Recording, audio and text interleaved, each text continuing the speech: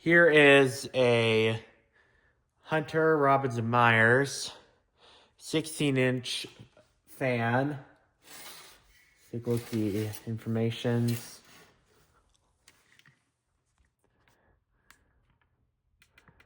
This is a Hunter Division Robinson Myers Inc. It says Memphis, Tennessee, made in USA, 110 to 120 volts, 60 cycles, 0.7 amps, alternating current. The series number is M. And this also says N right here, which I've been told these are a date code, but I have not found any website as to where this would be from. I'd say about 1960. This looks like it would be from that era. Model number is CG16. The category number is CG1657. So I got this fan at an antique store and paid about $49 for this thing, which is, this is a nice fan. It's in pretty good condition. And there was no price tag on this fan, but I asked the guy how much he's going to charge me for this fan, and he said $49. So I paid him that and bought it. So this fan right here had to get a new head wire because that was fraying. 1960, I think, is a little late for cloth wire, but the original lead wire was in fact cloth. But this right here is a 3-conductor head wire because there's 2 windings in the motor. One of them is for the capacitor. And the other thing I did to this fan is I refilled this grease box up with grease. As you can see, there's some grease I have not wiped up. I'll show that on video, even though I don't know if anyone wants to see that, but yeah, there's some grease coming out of there, but nonetheless, this fan still works and it still oscillates like brand new. And all the felt on the bottom is still there. It hasn't frayed off yet. And the switch still works after all this time later. So this is a really nice example of a high quality appliance of the 1950s and 60s. It still works and it still oscillates. I've been told these are considered an industrial fan. I've also been told that the later ones, with the OSHA style guard, had a grounded cord. This particular one does not. And here is the cord right here. This is non-polarized and it has an arrow plug. So yeah, but still works, it still oscillates, and it's a really good quality fan. So, which is, here we are 60 years later, and unfortunately, appliances like that, you just can't get them anymore. And it's a shame, because this is a really nice high quality fan. But I'm going to go ahead and plug this fan up and show you guys how well it works. So we are on amps because this fan, it measures in amps, not watts. So start on low.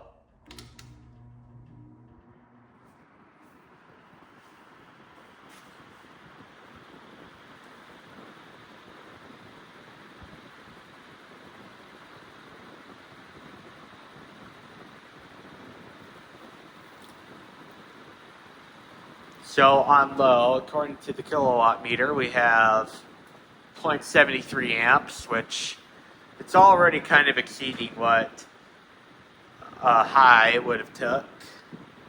Unless if the measurings were in fact on low. But this is moving a really nice amount of air. It's pretty quiet as well. I mean, I'm pretty sure the Lasco Galaxy fans are quieter, but this was an industrial fan, so you would probably expect some noise out of it. But I can sleep with this. And this would definitely cool me off in the summer.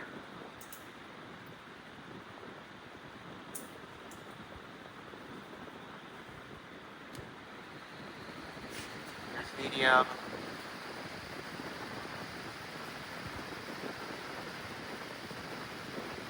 On medium, we have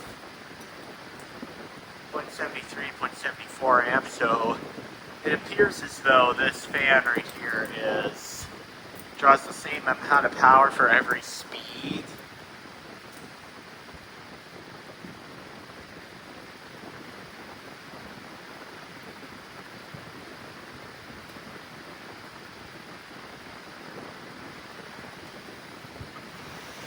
Now high. On high we have 0.71 amps. That's a little less than medium and high. I don't know if there's a problem with this fan, but I don't know, it seems something is wrong here.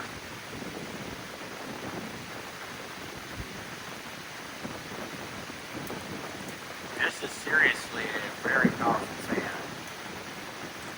Well, I'm letting it run for a little bit, and it's 0.7 amps on the nose, so this is drawing the power that it should be on high. But between all the other speeds, this fan right here does seem like it's drawing about the same power. But for the amount of air this is moving, this is a very low draw appliance. So this is actually more efficient than the Lasco Galaxy fans of this size. Lasco Galaxy fans of this size from the 80s, those draw like 0.9 amps, which is more than what this is. And I'm pretty sure this is going to move more air than those Galaxy fans, which you would expect a lot more air out of this thing because this is an industrial fan. You know what, I'm going to experiment something. After letting the motor run for a little bit, I want to see if it draws less power on low now, after running it on low. Nope. It just draws the same amount of power, apparently. Now let's see how it oscillates.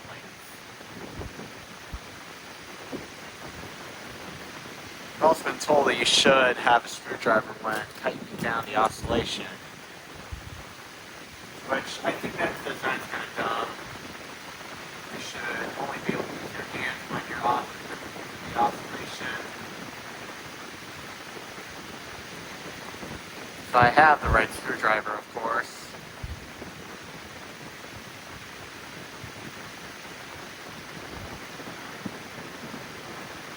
But still oscillates. It appears as though this is a very slow oscillation, which you're not supposed to have that fast. You know what, I'm going to shut this fan off before I do anything, just because I don't want to get my fingers chopped off in here. Alright, now we'll try to see.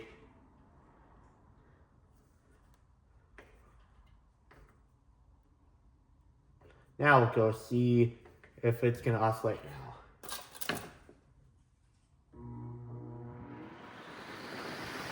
Yep, it does.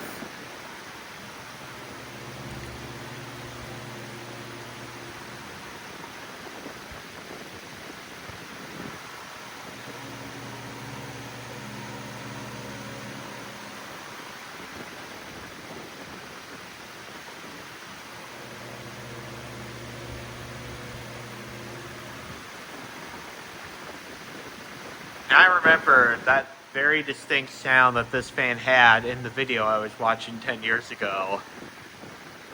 I don't even know if that video is still on YouTube. I hope it is, because it would be a real shame if it's not.